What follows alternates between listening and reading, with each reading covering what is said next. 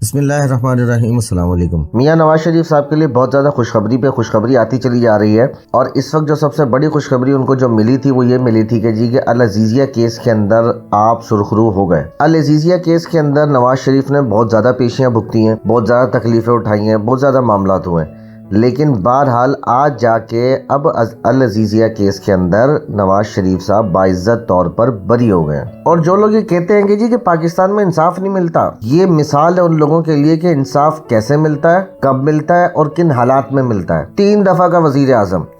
وزیر اعظم جس کو بار بار اس کی کرسی سے ہٹا دیا گیا، اور وہ ایک ہی سوال پوچھتا رہا کہ مجھے کیوں نکالا۔ آج یہ تھپڑ ہے ان تمام لوگوں کے منہ پر جو یہ کہتے تھے کہ نواز شریف کرپٹ ہے، نواز شریف چور ہے، اور جن اینکروں نے اب چور کے نعرے جو لگائے ہوئے تھے، آج ان سب کے لیے یہ آپ دیکھیں اس چیز کو کہ نواز شریف اب سرخرو پہ سرخرو ہوتا چلا جا رہا ہے۔ پچھلے کیسوں میں بھی سرخرو ہوا اور آنے والے کیسوں میں وہ سرخرو ہوتا جائے گا، اور وہ آگے بھی وزیر اعظم بننے کے لیے اب اہل ہو جائے گا۔ کون کہتا ہے کہ پاکستان میں انصاف نہیں ہوتا؟ انصاف ملا، لیکن دیر سے ملا، بہت زیادہ دیر سے ملا، لیکن کم از کم انصاف مل گیا۔ اور میاں صاحب کو جو یہ انصاف ملا ہے، یہ بالکل 100% میرٹ کے اوپر انصاف ملا ہے۔ حالانکہ وہ چاہتے تو وہ اس کے اندر فیور حاصل کر سکتے تھے، لیکن انہوں نے فیور کو جوتے کی نوک پہ رکھا۔ انہوں نے کہا مجھے کسی قسم کا کوئی فیور نہیں چاہیے، میرٹ کے اوپر فیصلہ ہونا چاہیے، حق کی جیت ہونی چاہیے، اور انہوں نے اپنی اس بات کو بالکل ثابت کرا۔ اس کا تھوڑا سا ذرا بیک گراؤنڈ سمجھتے ہیں کہ اس کا بیک گراؤنڈ تھا کیا۔ شاید آپ کو یاد ہوگا کچھ دنوں پہلے کہ ایک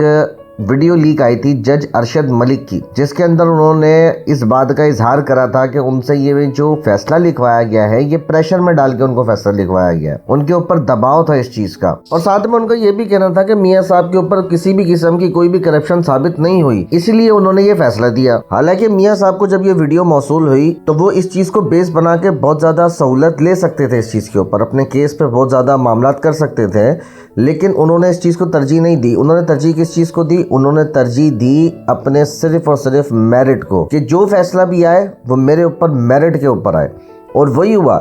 کہ ان کے اوپر جو فیصلہ آیا وہ میرٹ کے اوپر آیا، اور بالآخر ایک طویل جدوجہد کے بعد وہ العزیزیہ کیس کے اندر باعزت طور پر اب وہ بری ہو چکے ہیں۔ ایک اور مصیبت اب ان کے سر سے ٹل چکی ہے۔ اب جبکہ یہ کیس ختم ہو چکا ہے، سارے معاملات اس کے ختم ہو چکے ہیں، اب اس کی حقیقت جو نکل کر سامنے آئی ہے نا، وہ بڑی حیران کن حقیقت ہے اس کی۔ ایک شخص جس کا نام تھا واجد ضیاء، اس کا ایک تجزیہ تھا، اور اس کا تجزیہ کیا تھا کہ یہ جتنے بھی اثاثے میاں صاحب نے بنائے ہیں یہ کرپٹ پریکٹسز کے ذریعے بنائے ہیں، اور میاں صاحب جن کی کفالت کرتے ہیں انہوں نے بھی جتنے اثاثے بنائے ہیں وہ سب کے سب میاں صاحب کے پیسوں سے ہی بنائے ہیں، اور وہ بھی کرپٹ پریکٹسز کے ذریعے ہی بنے ہیں۔ یعنی کہ اگر سادے الفاظوں میں اس معاملے کو سمجھا جائے تو جو میاں صاحب کے کرپشن کا پیسہ ہے، یہ اسی پیسے کو سب نے یوٹیلائز کر کے اپنے کاروبار آگے بنائے ہیں۔ بیس جو تھی وہ میاں صاحب تھے، آگے ان کے بچوں نے انہی کے پیسوں سے آ کے سارے معاملات آگے کھڑے کریں۔ یہ ایک تجزیہ تھا واجد ضیاء کا، جس کی بہاف پر یہ کیس بنا، جس کی بہاف پر یہ ساری چیزیں آگے آئی، اور جب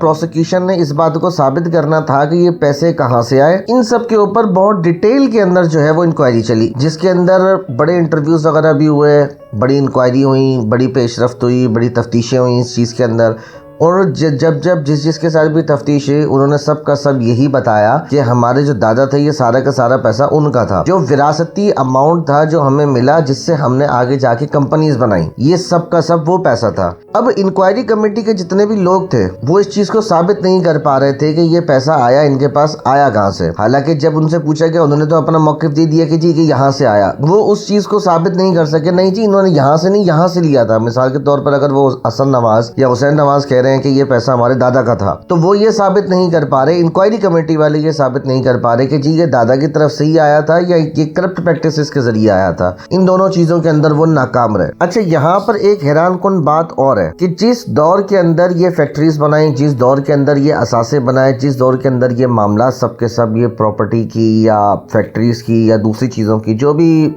کنسٹرکشن ہوئی ہے، وہ تمام کی تمام اس دور میں ہوئی ہے جس دور کے اندر میاں صاحب پبلک آفس ہولڈر نہیں تھے، یعنی ان کے پاس کسی قسم کا کوئی عہدہ نہیں تھا، سادے الفاظوں میں وہ جلا وطن تھے۔ اب ایک بندہ جو جلا وطن ہے وہ کرپشن کیسے کر سکتا ہے؟ اس بات کو بھی جو کمیٹی تھی انکوائری کی وہ اس بات کو بھی ثابت نہیں کر سکے کورٹ کے اندر کہ یہ پیسہ ان کے پاس کہاں سے آیا. اب سادے سے الفاظوں کے اندر جب ایک بندہ جلا وطن ہے تو جلا وطنی کے اندر وہ کیسے یہاں سے پیسہ نکال کے لے گیا باہر, اس لیے وہ اس بات کو ثابت نہیں کر سکتے تھے. اس لیے یہ کیس اور زیادہ کمزور پڑ گیا اور یہ میاں صاحب کی فیور میں چلتا چلا گیا. اس معاملے کے اوپر عظمیٰ بخاری صاحبہ نے اپنے ولاگ کے اندر بڑے زبردست انداز کے اندر, جو ان کا ایک بڑا بہترین انداز ہے, اس انداز کے اندر انہوں نے کیا گفتگو کری ہے, آئیں ذرا آپ کو وہ سنواتے ہیں کہ انہوں نے کس طریقے سے اس بات کے اوپر گفتگو کری ہے. پاکستان کی تاریخ کی, بلکہ مسلم لیگ نون کے کارکنوں کی زندگی کی, بلکہ پاکستان کی سیاست کی سب سے بڑی خبر یہ ہے کہ میاں محمد نواز شریف صاحب کو الحمدللہ العزیزیہ ریفرنس کے اندر بھی باعزت بری کر دیا گیا ہے اور ان کا یہ فیصلہ میرٹ کے اوپر آیا ہے. کوئی فیور, کوئی جسٹیفیکیشن میاں صاحب اپنے کیس میں لے سکتے تھے, جو ایک حق ہوتا ہے ایک ملزم کا کہ وہ اپنے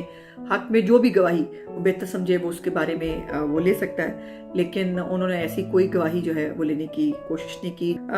العزیزیہ ریفرنس جو ہے وہ بے نامی جائیداد کے متعلق تھا کہ جس کے اندر یہ الزام تھا کہ جو میاں نواز شریف صاحب ہیں وہ پبلک آفس ہولڈر تھے اور جو اثاثے انہوں نے بنائے یا جو ان کے زیر کفالت لوگ تھے, یعنی ان کے بچے جو ڈیپینڈنٹ ہوتے ہیں, ان کی اگر کوئی بے نامی جائیداد ہے تو اس کا کیس جو ہے وہ اس کے اوپر چلتا ہے اس پبلک آفس ہولڈر کے اوپر. تو پروسیکیوشن نے ثابت کرنا تھا کہ میاں صاحب جو ہے پبلک آفس ہولڈر تھے, انہوں نے آمدن اور اثاثوں کی قیمت بتانا تھی. پروسیکیوشن نے یہ بھی ثابت کرنا تھا کہ جو اثاثے جن کے نام پر ہیں وہ اس وقت میاں صاحب کے زیر کفالت تھے اور وہ حسن اور حسین نواز صاحب تھے,